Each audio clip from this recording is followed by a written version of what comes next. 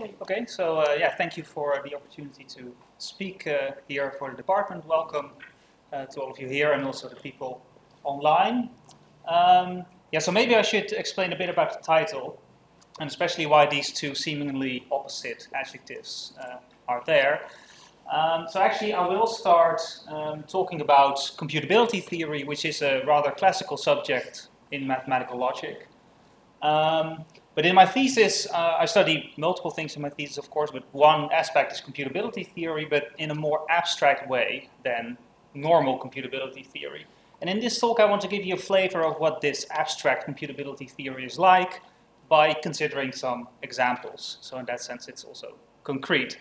So the two examples are numbers 2 and 3, Scott's graph model, and the Van Oosten model is named after our very own Jaap van Oosten, who's also my supervisor for the thesis.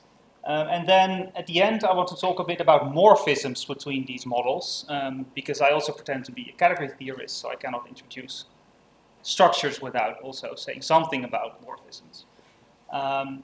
But first, let's talk a bit about computability theory and what it is. So computability theory tries to give a notion of what a computable function is. And we're talking about computable functions from the natural numbers to the natural numbers.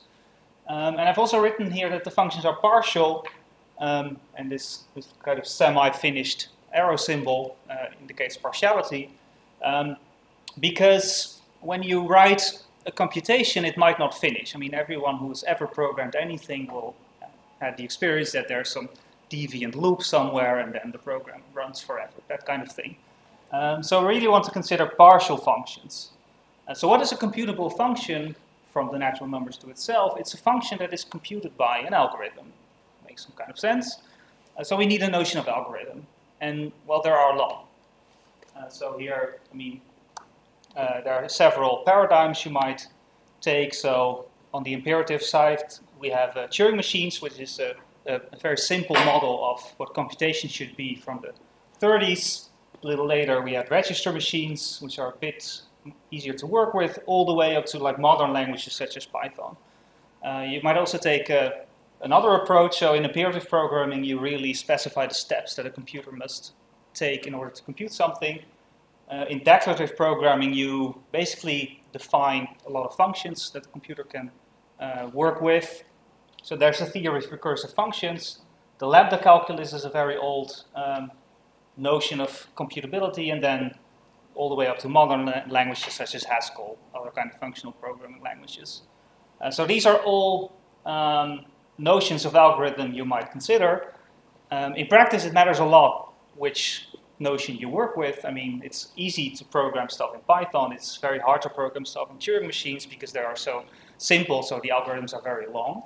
But in principle, it doesn't matter. So all these models yield the same notion of computable function. So if I can compute something in a high-level language, I can compute it on a Turing machine. So there's a really natural, robust notion of computable function here. Another thing to notice is that the number of computable functions is countable. Because what is an algorithm? Whatever notion you choose, it's clear that it's a finite object, right? So a script in the programming language is a finite sequence of characters from a finite alphabet. So there are only countably many of those.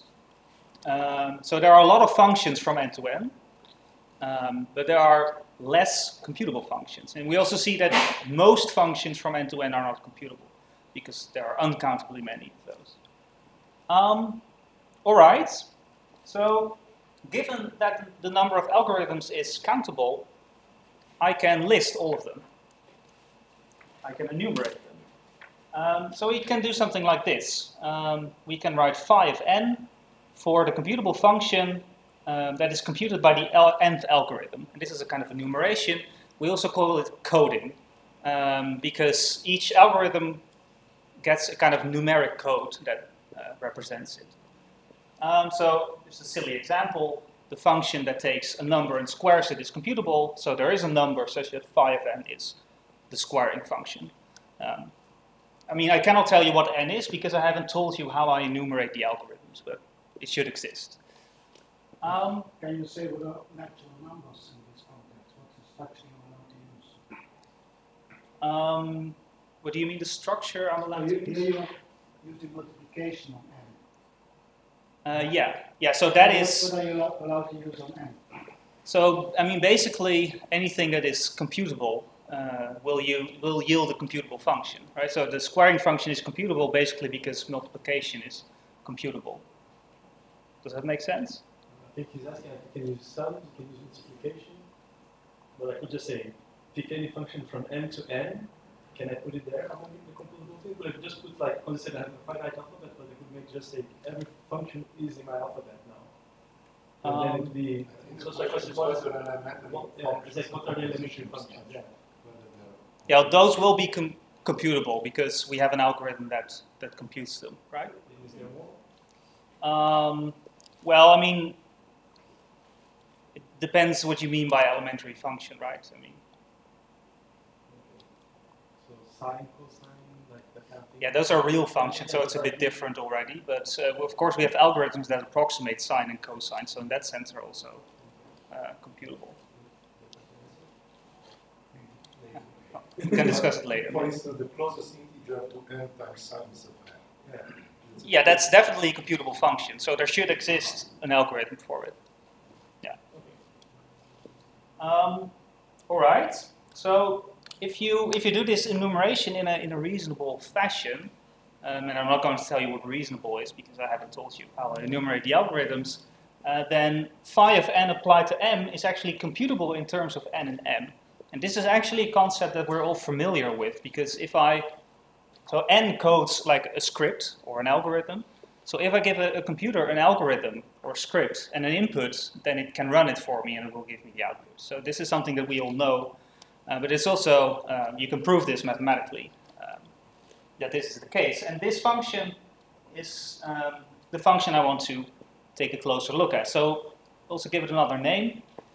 We have a partial function n dot n, which is exactly the function specified by the nth algorithm applied to m. And this is a partial function because algorithms may not terminate. So I write this sign here. It means that both sides are defined if and only if the other is defined, and in that case they denote the same natural number. And you really should read this as n applied to m. So the left inputs plays the role of an algorithm, or a code of an algorithm, or a number of an algorithm, and the one on the right-hand side plays the role of the input. So they're both natural numbers, so they're on the same level, but in a sense they're also different. But like in the beginning, you said there are enumerably many functions, computable functions, so you just enumerated them, and now you're saying that you just didn't enumerate them, but there's like an algorithm to go from n to the function that n is enumerating. Yeah, so if I know the code of the algorithm and the input, then I can compute the output. So that the enumeration was not arbitrary, like. No, so that's what I mean by reasonable. So I mean I need to be able to extract from the code of the algorithm like what it does in a computable fashion. But this is like, if you really want to prove this, then I need to tell you what phi of n is, and I won't because it's a lot of work. All right, so up to now we've been talking about functions of one variable. So, I mean, the squaring function is computable, so it has this number here. We can also talk about functions with more inputs. For example, addition, it's a computable function. I mean, we all know algorithms to compute sum of two numbers. So how do we represent that in this setup? Well, that's using a clever trick called currying. Some of you might be familiar with it. So the way we express the computability of something like addition is we say there exists an n such that n applied to m, and that applied to m prime is the sum of m and m prime. So what this really means is that so n applied to m is not already an output, but a code for a new algorithm that on input m prime gives me the sum of the two numbers. So it's not really a function with two arguments and one output, but it's a function. It takes an argument, then another function pops out, takes an argument, then I get an output. So in general, if I have a function of k variables, a partial function of k variables, then it is computable if and only if there is an index, an n, a code for an algorithm, such that n applied to m1, applied to m2, etc., applied to mk agrees with the function. So this is how you express the general notion of computability in an arbitrary number of variables. And this left-hand side, it occurs quite a lot, so we usually abbreviate it just like this. So it's important to remember that this application is not in any way associative or has nice algebraic properties. So we really need the parentheses. But a lot of times they're placed like this, so we omit them.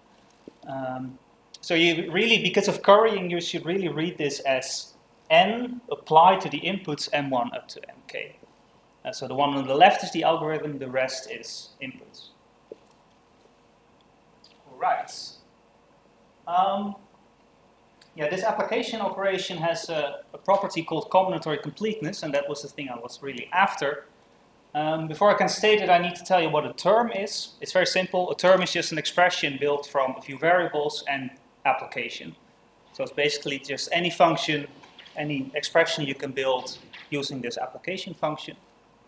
And then the theorem is that for any term, there exists an algorithm that basically computes the term.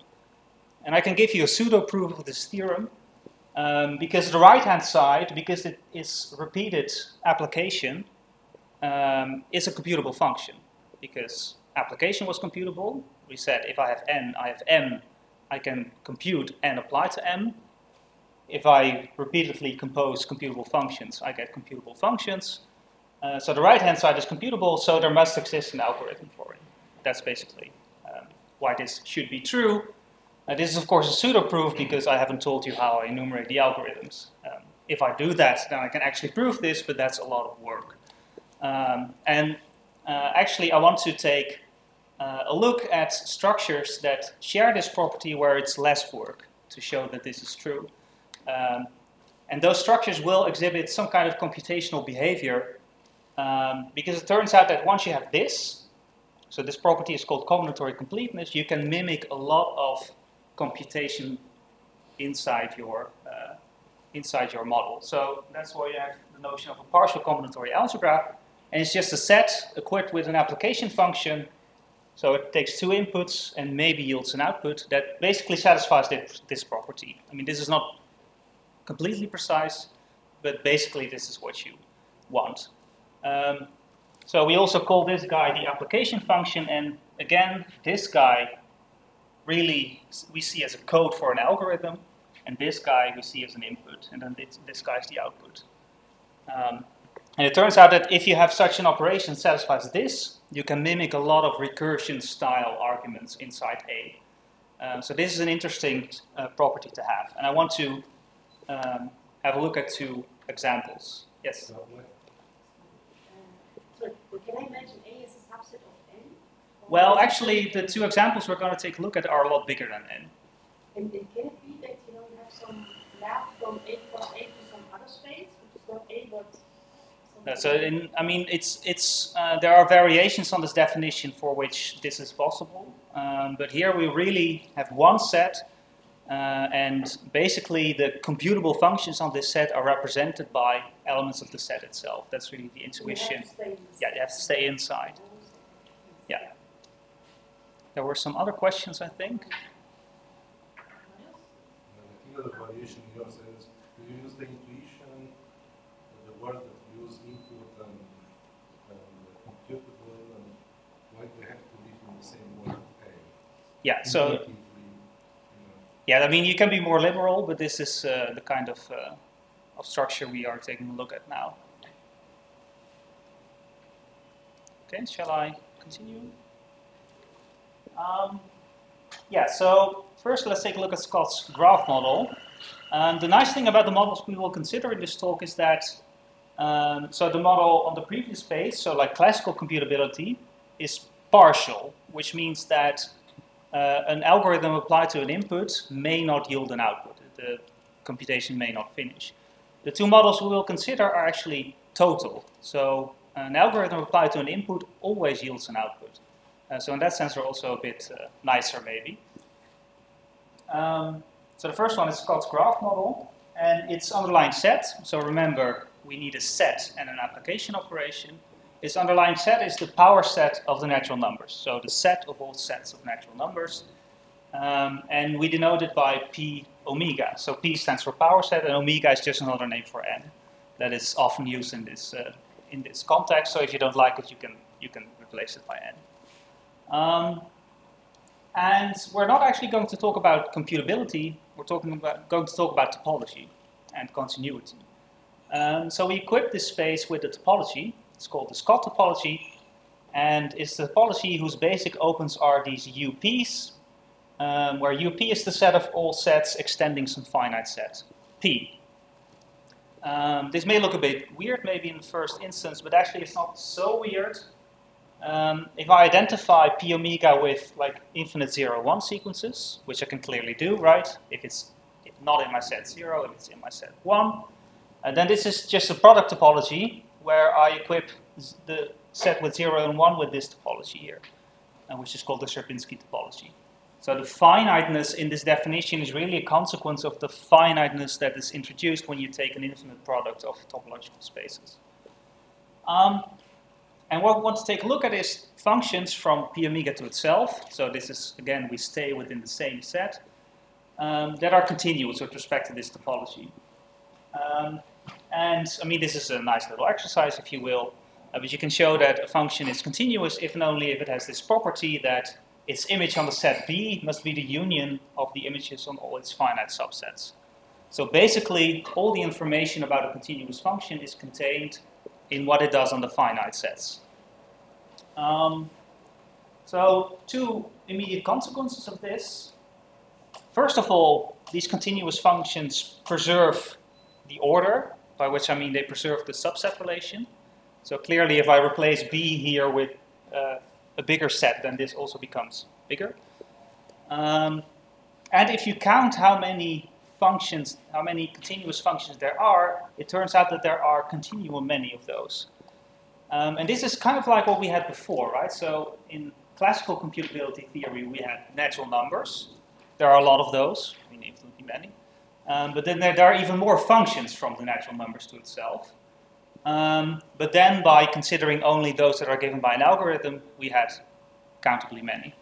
And here something similar happens. So P omega, pretty big set. There are even more functions from P omega to itself, but then we restrict to the continuous functions, and then we have equally many as P omega. So let's do this counting, how many continuous functions there are.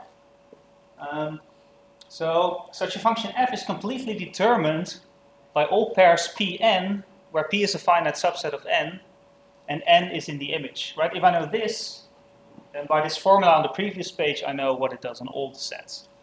And so I need these pairs Pn. P is a finite subset of n, and there are countably many finite subsets of n. So there are countably many possibilities for P. There are countably many possibilities for n, because n is a natural number. So there are countably many possibilities for these pairs. So what we're going to do is we're going to compress this Pn information into a single number, and then f will be determined by a set of numbers. But that's precisely the kind of thing that is playing the role of input and output in this story. So that's the kind of thing we want to be doing. So in order to do that, we need some, and I call this again coding, because we're going to compress stuff into natural numbers. So there's this pair here, so I need to be able to code pairs. We all know that n cross n is equally big as n, so we can just take some bijection. For example, this one, this is your typical like zigzag diagonal enumeration of n. And we also need a coding of finite subsets of n. Well, again, a lot of possibilities, but one I particularly like is one that uses binary expansion. So basically the way this works is every natural number n codes a finite set En. So how do I find En? I write n in binary expansion, and then I see where the ones are. And those I put, like those indices I put in my set.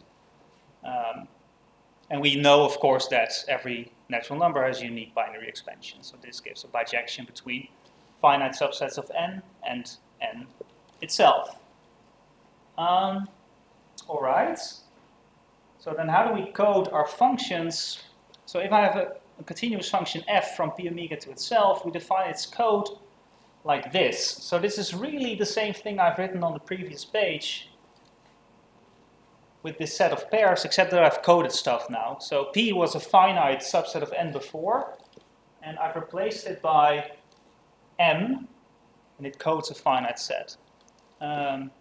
And then I considered all the pairs p, n, so now p has become e of m, such that n is in f of this e of m.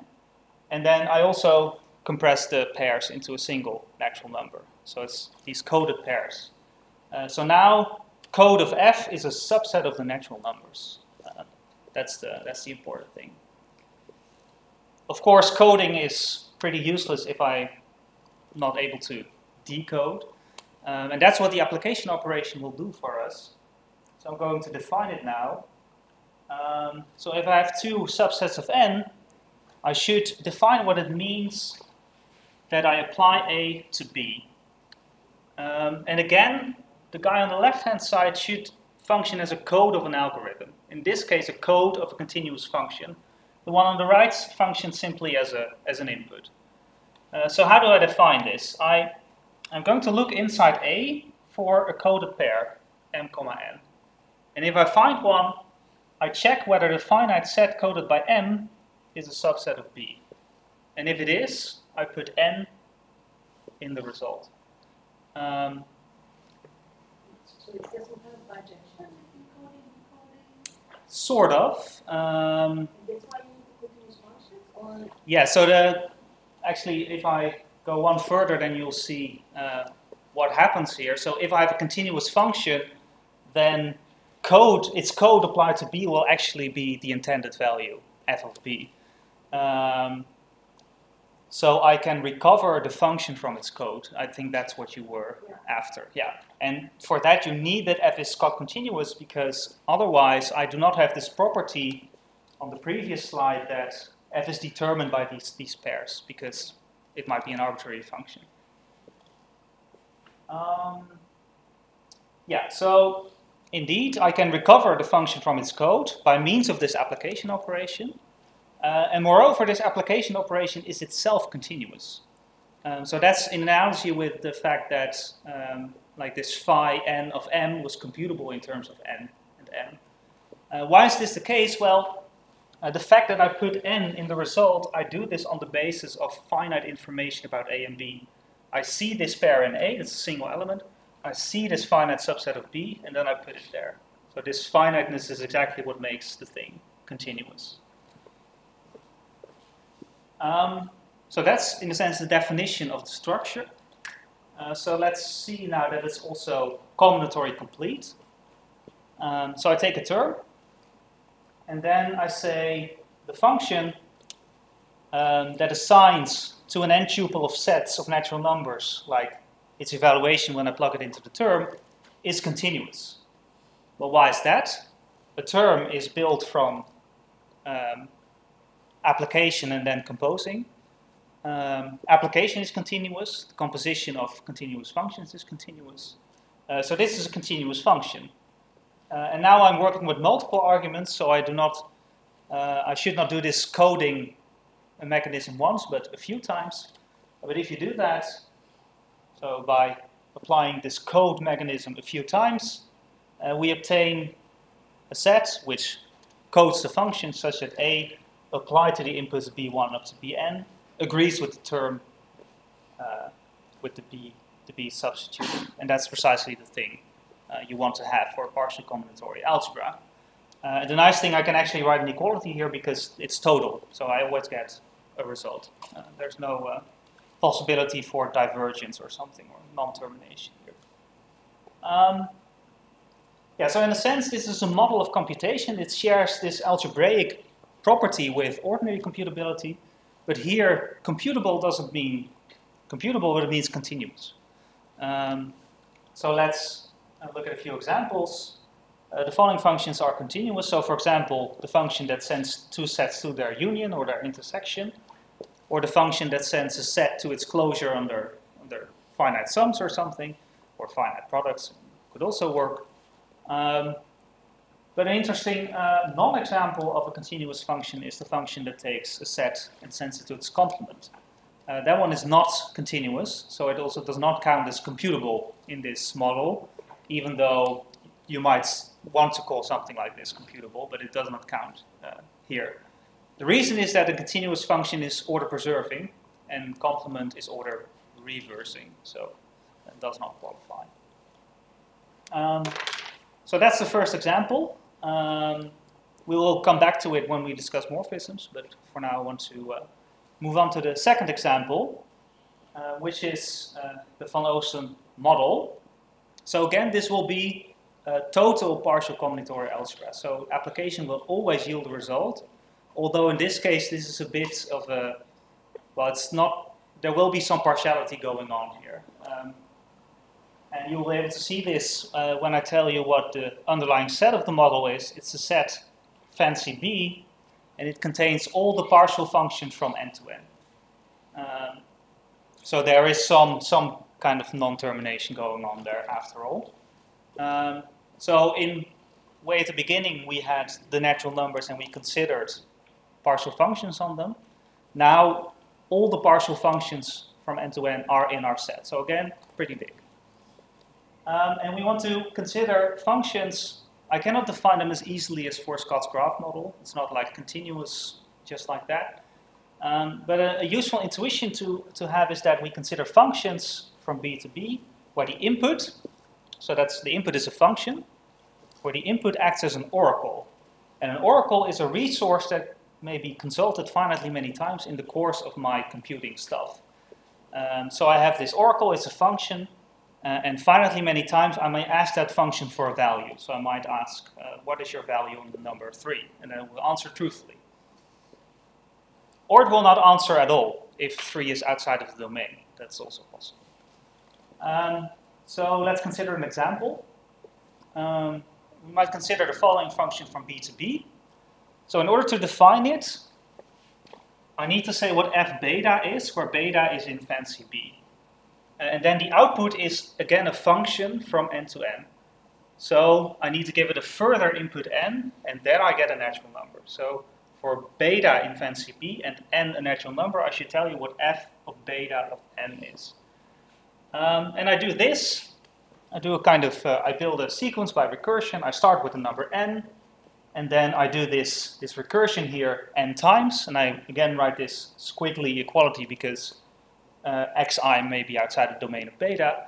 But then if I run through the recursion safely, then I return the final guy in this recursion. So note that the input n is both the initial value of the recursion here and the number of times I do it. So it plays 2 roles here. So first few values for a given beta. So if I input 0, then I'm doing no recursion at all. Yeah? Maybe a stupid question, but how do you know if something is the function won't terminate? You don't. So yeah. Yeah, so you're just waiting indefinitely, but then does this work? Yeah, so essentially what's going on here, so if I input 0, then I'm in good shape because I immediately get 0 back, so I don't have to do anything. But then if I input 1, I'm basically going to beta and I'm saying, what's your value on 1? And then if it gives me an answer, then I can say, okay, then it's 1 plus that. If it doesn't give me an answer, yeah, then that's bad, because then I will wait forever. So if I input 2, then first I will ask, what's beta of 2? What's your value on 2? I get an answer. I do 2 plus beta of 2, and then I also ask that to beta. So I can do this multiple times, but finitely many times. So yeah, but if I happen to probe beta on somewhere it's not defined, then yeah, also the number is not defined. But that's okay because I'm defining a partial function from n to n. So not having an output is perfectly fine. Is the amount of times you have to ask to put something in order to... Yeah, for this particular function, but it need not be the case. So it's finite but arbitrary. Yeah, so this function, there's another way to look at it. at this procedure, and that's by means of a tree, and this is the tree that's also on the cover of my thesis. So basically, the procedure goes like this. First, I want to know what's the input, what is n? And then if n is 0, I can immediately say, okay, then the result is 0. But then if the input is 1, I have to ask beta, what's your value on 1? And it may give me an answer. So if it's 0, then I know that the final answer is 1. 1 plus 0. If it's 1, then the final answer is 2. And now I've stopped writing because, of course, there are infinitely many possibilities what beta might tell me. And the screen is finite, so it doesn't fit. But there's like an infinite branching going on there. If the input is 2, I first ask 2, and then depending on the result, I make further queries until I get to a final output. If it's 3, then I also walk my way up the tree. If it's 4, I also haven't drawn that because n might be an infinite number of things. But this is like the systematic way I run through the computation. So really everything we want to know about the function is contained in this infinite tree, which I've written a finite fragment of on the screen. So we can completely describe f by the function that maps the positions in this tree to either queries, so these like, what do you want to know of beta, or final outcomes, like I know the answer is 7 in this case. Right, so if I know the function that kind of decorates this tree, that takes a position in the tree and says either you should ask a question or you know that you're done, then I know everything there is to know about the function. And the nice thing that's going to happen is that there are countably many possible positions in the tree, because first I make a choice for the input, then I make a choice for what the first oracle call says, then for the second oracle call. This is kind of a finite sequence of natural numbers until I end up somewhere. And there are countably many finite sequences of natural numbers. Also, the number of decorations, the number of possible decorations is countable, right? It's either a query or an outcome. Both are natural numbers. And I know that n plus n is still cardinality of n. So this function that decorates the tree is basically a function from n to n, which is exactly the kind of thing we were talking about. So let's do some coding again. So first, the easy part is the coding of queries and outcomes. So I can just say I represent the query q by the qth odd number, and if I decorate with an outcome, the outcome is m. I code it by the mth even number. So that's basically the coding on the output side. Then there's also some coding on the input side. So, like I said, tree positions are really just finite sequences telling us how we got to that position in the tree. So I need to have a coding of finite sequences. Again, lots of possibilities. But one you could take, for example, is this guy. In this case, it's not a bijection, but it's an injective function from finite sequences of natural numbers to natural numbers. And I use prime factorization to do this. In this particular example of coding, I mean, a number like 10 doesn't code anything, but that's okay. Just from the number, I need to be able to reconstruct the sequence, and that's obviously possible because I can read it off from the prime factorization of my code. All right, so how does it work then? So given alpha and beta in fancy B, we define alpha applied to beta. And again, we see alpha as an algorithm. So we really view alpha as a function that describes the tree, so that maps finite sequences to either queries or outcomes. And beta acts as the oracle, the guy that we ask questions to. So what should we do? We should say, so alpha applied to beta is also a function from n to n. So we should say when alpha applied to beta applied, but in another sense to n, is equal to m. If we tell this, then we will have defined a function, a partial function. And this is the case if and only if there exist these numbers, And these numbers will be the results that the oracle gives back to us in the stages of the computation. So first, we start at the bottom of the tree, and we say input is n. So we move up branch n, and we represent this by saying, I give this tree position to alpha, because it describes my tree. And it will give either a query or an outcome. So we suppose it gives a query here, the tree says you should ask q naught to beta. So we happily oblige, we do it, and we get u naught as output. Then we move one up in the tree. Right? We take that branch that beta tells us we should take. And we have a new tree position, n u naught. We give it to alpha, say what's in the tree there, and there's another query, q1. So we give it to beta, and it gives u1. And then we move up in the tree. So new tree position to alpha gives another query maybe, q2, and we give q2 to beta, and it gives us u2. And this continues for a while, so we've moved up a bit in the tree, query q1, so tree position like this, we get a new query q1, we give it to beta, we get u k minus 1, until the magical moment happens where our tree position does not yield a new query, but an outcome. So those are represented by even numbers. And then we can say, great, our number is n, our output is n. So there's a number of ways in this might go wrong. So first of all, alpha and beta are partial functions. So I might give them an input, and they might never give me an output. So that's basically the question that was just being asked. So alpha is also a partial function here, so it might not describe my tree completely. It might just not decorate some part that I really want to know about, and then I'm also in bad luck because I don't know what to do. So alpha might fail to return a value, beta might fail to return a value, and it might also happen that I never hit an even number, that I keep on asking questions to beta indefinitely. And then I also don't get an output because I can never say this is the number we were after. But if this is all the case, then alpha applied to beta applied to n is defined and is equal to m. And the important thing to notice is that this process, while it may go wrong in various ways, is deterministic. So there's at most one m for which this will be true. So this is a proper function, but it's partial.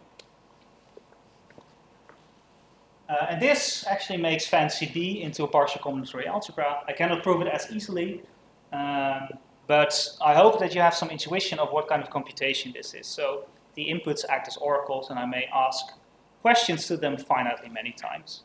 And it again has this nice algebraic property of being a partial combinatorial algebra. Yeah, so what I want to do for the final bit of the talk is talk a bit about morphisms between partial combinatorial algebras, because that's somewhat surprising. I think part of the surprise is that we call partial combinatorial algebras. So you might expect that a morphism is a function that preserves the application operation or something. But that is not what we're going to look at. So even though we call partial combinatorial algebras, they're really not algebras. I mean, there's a notion of computation going on. And that will be reflected in the notion of morphism. So the notion of morphism that is appropriate here is that of an applicative morphism. So an applicative morphism from PCA A to a PCA B, it is a function, but it does not assign to an element A, an element from A, an element from B, but a whole non-empty set of elements from B. And there's a further requirement here. We'll explain it in a moment. But first let me say what the intuition behind this is. So the intuition is that F is a simulation of the computability model A inside the model B. And in this simulation, the elements in F of A represent A. So basically I'm going to try to run my computability model A inside a model B. And every A gets a set of representatives in B. And then what this requirement says is that there is an algorithm, R, such that if I give it a representative of A, and a representative of A prime, and A applied to A prime is defined, then it computes a representative of that. So it kind of simulates the application operation of A inside B. So that's why we can call it a simulation of some kind. And this makes PCAs into a category. So there's the identity morphism, that's where every element is represented by itself and nothing else. That makes some kind of sense. And if I have two of these guys, then composition is like this. So what I do is I take an element A, I take all its representatives with respect to F, and then all the representatives of those guys with respect to G, and I put them together. So I take the union of those. So at this point you might wonder why we must insist on having a whole set of representatives and not just one, because for the identity it's just one guy. But it turns out that there are interesting examples of such morphisms where the fact that one A is represented by multiple B's is really essential. Yeah, so let's have a look at some examples. The first example is not actually of this kind. So if I have a function, a partial function from n to n, so that's fancy B, then I can define its graph, and it's kind of what you would expect. It's a set of all pairs n alpha n, where n is in the domain of alpha. That's a kind of two-dimensional thing, but I want to talk about sets of natural numbers again, so I compress those by taking the coded pairs instead of the actual pairs. So this is the set of coded pairs n alpha n, where n is in the domain of alpha, and this is a subset of the natural numbers. And then I can make an applicative morphism. F goes from B, Van Oosten model, to Scott's graph model, P omega. And in this applicative morphism, an alpha is represented by its graph and nothing else. So I should prove that this is actually a morphism, right? That there's this R that like simulates the application from B inside Scott's graph model. I'm not going to actually prove this, but I'm going to give you the idea of why this should be true. So the task, if you work this out, the task is to find a Scott continuous function, because computable means Scott continuous. A continuous function of two variables such that if I feed it the graph of alpha and the graph of beta, I get the graph of alpha applied to beta. And the idea of why this is possible is that the fact that like a pair nm is in the graph of alpha applied to beta, which is what this says, we can say this on the basis of finitely many values of alpha and beta, because we move up in the tree like to a finite, like we need to know a finite bit of the tree before we hit the final outcome, and in the process we ask finitely many values of beta. So I can say this on the basis of finite information about alpha and beta. And that is precisely what Scott continuity means. So that's why this is true. So that's a guy in one direction. We also have a morphism in the other direction, interestingly.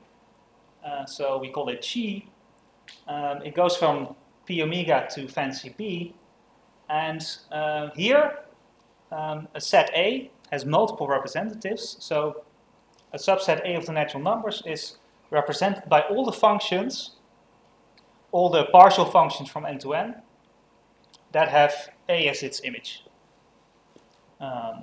So, of course, for any given, well, not the empty set, but for any other given set of natural numbers, there will be a lot of functions that have that set as its image.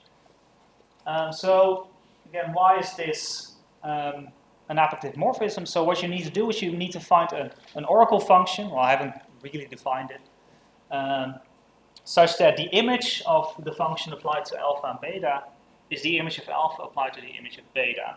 And this application takes place in Scott's graph model. And the idea behind this is that if I have an oracle for alpha and an oracle for beta, I can systematically inspect every element of the image of alpha by just asking, like, what's your value on 0, what is on 1, etc. And I can inspect every finite subset of the image of beta. And by doing, I mean, this is precisely the kind of information that I need to generate values in the image of, to generate stuff in the image of alpha applied to the image of beta. So again, there is a finiteness going on. It's going on inside the graph model, it's going on inside the Van Oosten model. And basically that's the reason why these two models talk to each other. Okay, so that's interesting. We have two PCAs, and we have a morphism going in one direction and a morphism going in the other direction. So we might wonder, what exactly does this mean? And by itself, it doesn't mean an awful lot, because it turns out that for any two PCAs, I can make an applicative morphism from the one to the other. So that's a kind of silly example of an applicative morphism. Is we always have one where f of A is the whole set B. So basically, this is a simulation where everything from A is represented by everything from B. And this is an applicative morphism because I throw away all the information whatsoever. So there's really nothing to do. So this is clearly a kind of silly example. So clearly some morphisms are better than others. And this one is particularly bad because it's non-informative. Do you have a question, Marius? Two like these, is it effective to compose them and comparing them? We'll definitely do that. But before we can compare, we need... So this is what I was getting at. Some are better than others, but how do we express this? So how do we compare morphisms?